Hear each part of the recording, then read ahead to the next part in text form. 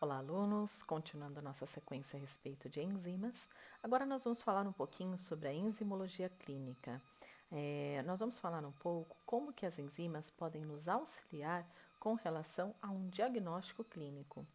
Nós temos aqui, né, um pedacinho do mapa metabólico, onde nós podemos ver que cada setinha dessas são transformações químicas que acontecem no nosso metabolismo, no nosso organismo. Ou seja, nós somos, né, um monte de reações químicas acontecendo ao mesmo tempo para que a máquina, que é o nosso organismo, funcione de forma adequada, né? Então, nós vamos ter, né, com relação a estas enzimas, nós vamos ter enzimas que são chamadas de plasma específica, ou seja, são enzimas que são do plasma, por exemplo, as enzimas que fazem parte do processo, né, de coagulação sanguínea. E nós temos as não plasmas específicas, ou seja, são aquelas que são intracelulares, que não têm função no plasma. Ah, mas estas intracelulares podem ser encontradas no plasma? Elas serão encontradas no plasma em poucas concentrações, mas serão.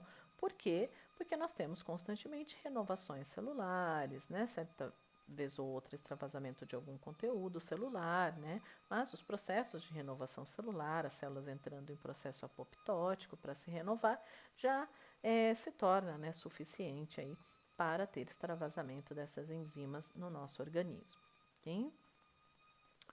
Bom, então, com relação às enzimas, nós vamos ter as enzimas específicas de plasma, que são as proteases séricas da cascata de coagulação, e as enzimas fibrinolíticas. Nós temos algumas enzimas que elas são secretadas, né? São aquelas enzimas que, por exemplo, são secretadas para a luz do nosso estômago, do nosso intestino, né? Para a luz do sistema gastrointestinal, que é o caso das lipases, amilases, proteases, colinesterases, fosfatases, né? São enzimas secretadas para alguma luz, para algum local, tipo tubo gastrointestinal. E nós temos aquelas enzimas que têm atividade intracelular, então são as chamadas enzimas celulares. É o caso de uma enzima que se chama lactato desidrogenase, que é a LDH, a aminotransferases, né, que são a AST e a ALT, né, alanina aminotransferase e essa aqui, né, alanina aminotransferase e aspartato aminotransferase, okay, que nós vamos ver um pouquinho mais à frente, fosfatase alcalina. Okay? Então, elas podem ser encontradas, como eu disse para vocês, em baixas concentrações no sangue em função das taxas de renovação celular. Por isso que vai, né, ser encontrado ali dentro dos valores de referência, vão estar ali dentro dos valores de referência, vão fazer parte ali destes valores e aí sendo considerados normais serem encontrados no nosso plasma. Então, quando que uma enzima intracelular vai aumentar no nosso plasma? Geralmente, quando nós tivermos algum transtorno dentro deste tecido, desta célula, né? Então, como falamos, pequena quantidade no plasma é normal, por isso vamos ter dentro do valor de referência, mas nós temos algumas que vão indicar que está acontecendo necrose celular e com isso extravasamento do conteúdo da célula ou aumento da permeabilidade celular, então por algum motivo essa célula está deixando escapar seus conteúdos, aumento da produção enzimática por esta célula, né? Então quando está exigindo muito o trabalho de determinada célula, ela passa a produzir mais enzimas, né, devido ao aumento de trabalho celular, ou o aumento do tecido produtor desta enzima, né? Um aumento, por exemplo, de tecido muscular. Né? Então, nós vamos ter mais enzimas de tecido muscular, por exemplo, sendo aí, né, extravasando. Ou numa massa tumoral, numa célula que cresce, né, em demasia por algum motivo. Bom, então a taxa enzimática no sangue vai estar relacionada com o quê? Com a entrada no sangue, ou seja, porque houve um dano tecidual, ou por causa da taxa de síntese estar aumentada, ou porque aumentou a massa daquele tecido. A atividade no soro, ou seja, quanto tempo ela vai durar ali no soro, qual o tempo de meia-vida dela até que seja depurada, e a taxa de eliminação, que é propriamente a depuração, né? Inativar e fazer o clearance de excreção. Né? Então, como eu disse para vocês, normalmente nós vamos ter enzimas que são de tecidos que vão extravasar para o plasma, e aí elas vão ser metabolizadas. metabolizadas pelo tecido hepático, pelo tecido renal e eliminadas. Tá? Então, nós vamos ter, né, essa taxa de enzimas no nosso sangue sendo depuradas, né, tendo um tempo de meia-vida, sendo depurada, então, no final excretada. Então, nós vamos ter, né, durante essa circulação, né, o tempo de meia-vida, né, que ela vai durar. Só que o que acontece? Quando a gente tem muita secreção, nós vamos ter muita dessas enzimas aparecendo num nível que daí vai fugir daquilo que nós chamamos de nível normal, né? Dentro vai fugir dos valores ali de referência, tá? Então, a taxa de enzimas que nós vamos encontrar no nosso sangue, né, tem uma relação direta com a taxa de entrada e a taxa de inativação e clearance, que é a eliminação. E isso, né, cada um vai trabalhar num sentido de forma a equilibrar essa balança e aí ficar dentro da taxa, né, chamada de valor normal, considerado normal, que seria as taxas de valores de referência. As possíveis causas, né, de lesão ou morte celular são a hipóxia, substâncias químicas ou drogas, agentes físicos e radiações, agentes microbiológicos, mecanismos imunitários, né, que causam destruição das nossas células, defeitos genéticos ou distúrbios nutricionais que possam levar a algum tipo de lesão. Tá? Então, o que acontece? Quando nós vamos fazer a dosagem de determinadas enzimas para indicar que um tecido está em sofrimento, nós vamos escolher enzimas que são mais prevalentes naquele tipo de tecido. Então, estou com uma hipóxia no tecido cardíaco, ou estou com uma lesão por substância química ou droga no meu tecido hepático. Né? Como que a gente sabe que a lesão está lá? Porque nós vamos dosar enzimas que são enzimas mais prevalentes do tecido cardíaco, ou mais prevalente do tecido hepático, e aí então isso vai nos indicar o endereço, né, dessa possível lesão.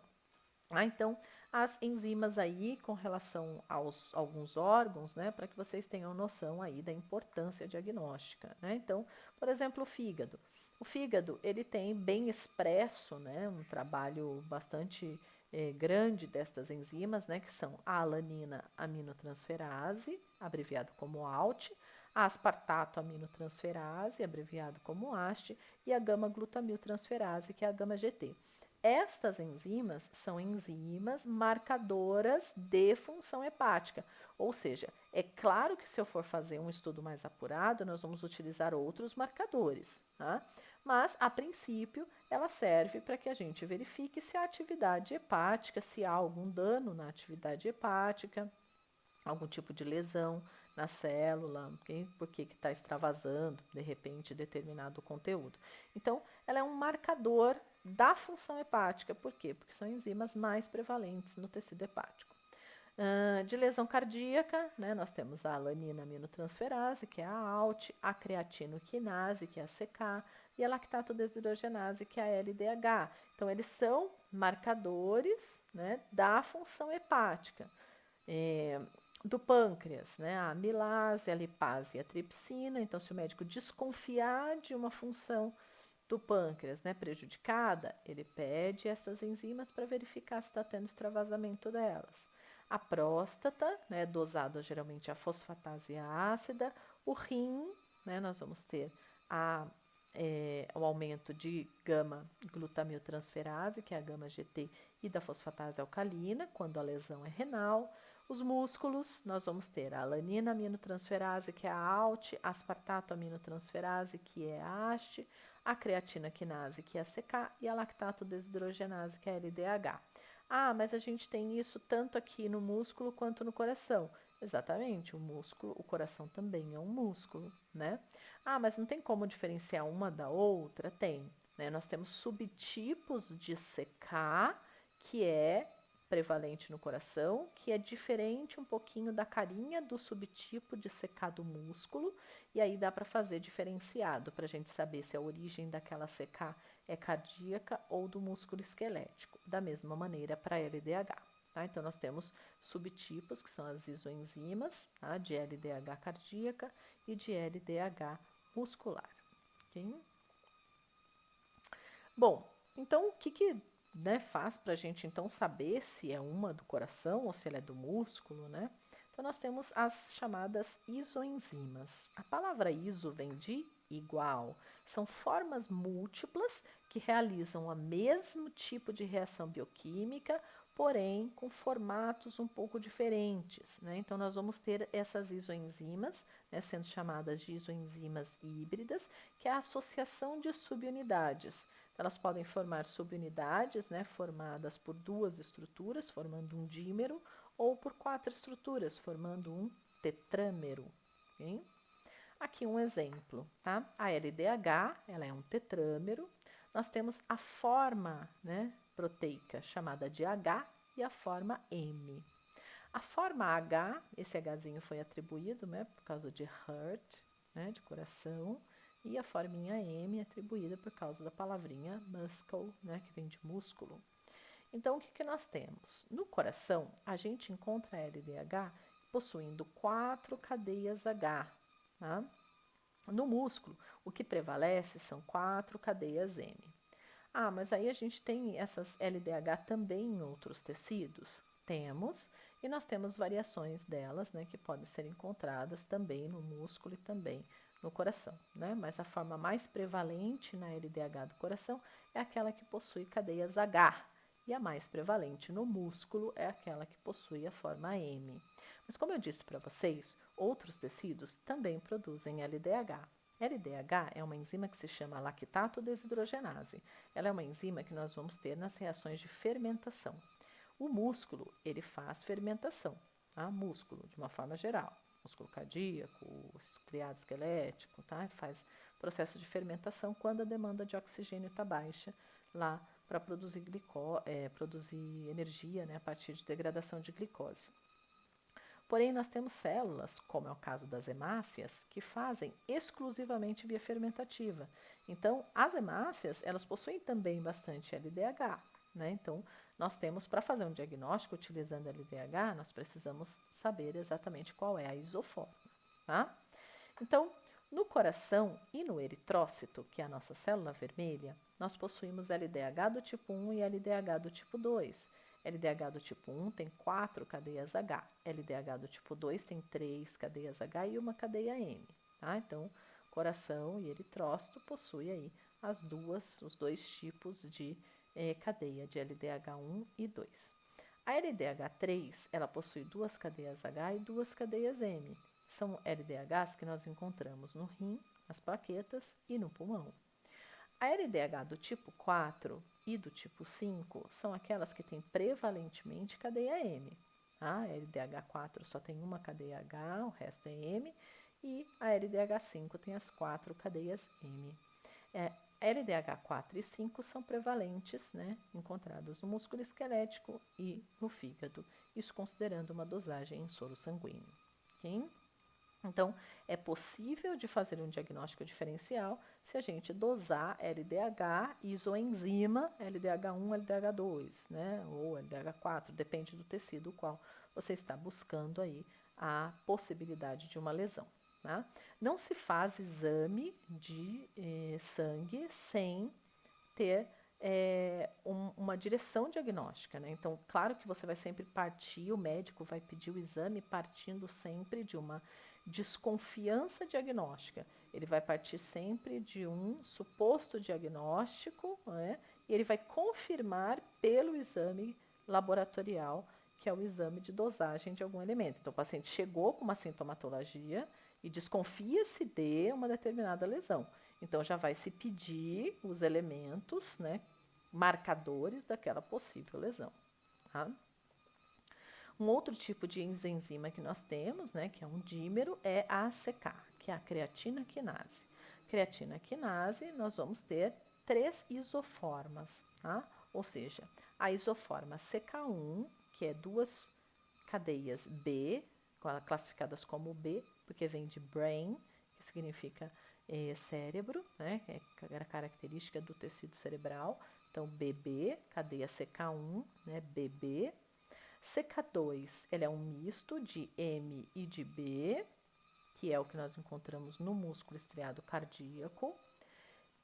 E a CK-MM, que é aquela que nós vamos encontrar no músculo estriado esquelético.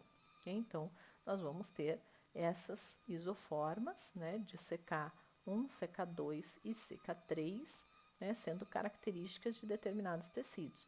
Então, quando o médico tem uma desconfiança, né, de lesão cardíaca, por exemplo, ele pede para dosar CK2, que é a CKMB, é a isoforma característica de tecido cardíaco.